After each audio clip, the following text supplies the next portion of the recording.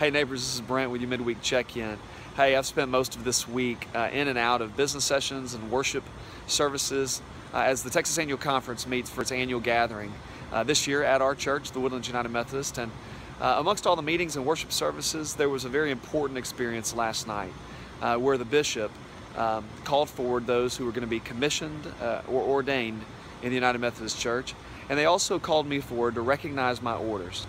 And as I sat in that worship service, remembering the day that I was ordained back at Northwood Christian Church in April of 2009, and even further back, I was reminded of this place where I would drive in each day in that old Honda, and I'd come and park in this parking spot, and I'd go through that door right there to my office where I was the youth pastor at the Woodlands Christian Church here in town.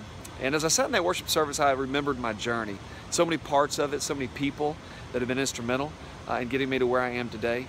But more a recognition, just a realization that in '98, when I walked into these offices for the first time, and over the 6 years that I served as youth pastor here, some of the best years of ministry in my life, I would have never imagined back in those days that one day I would be the pastor at the church at Wood Forest, a campus pastor for the Woodlands United Methodist Church.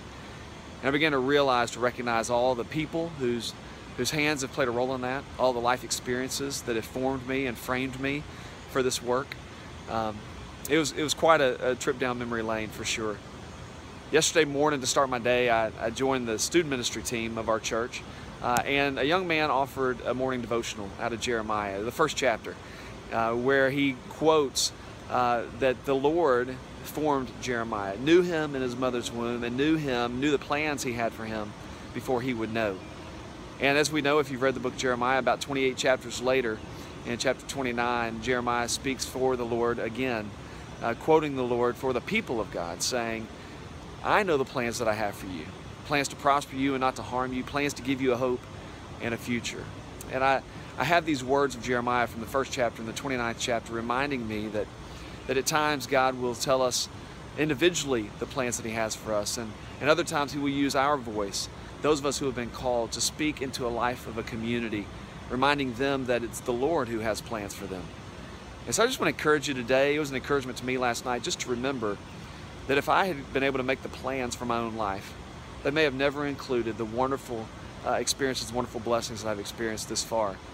And it's true that the older I get and the more time I have to look back over my past, the more I realize, the more I give thanks, that if I had written my own life story, it would have failed to compare to the beautiful life story that God's woven through me.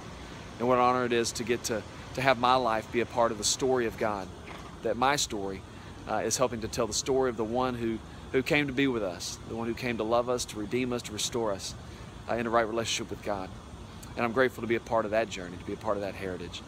And so I hope that you recognize in your own life this week that you have been called for a purpose, called to embody the Spirit of God in this world.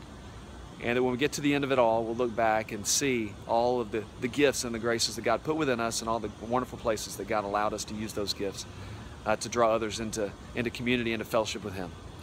I hope that's what you're doing today. I hope that you look ahead at the rest of this week as opportunities to draw others into relationship with the God who loves us all.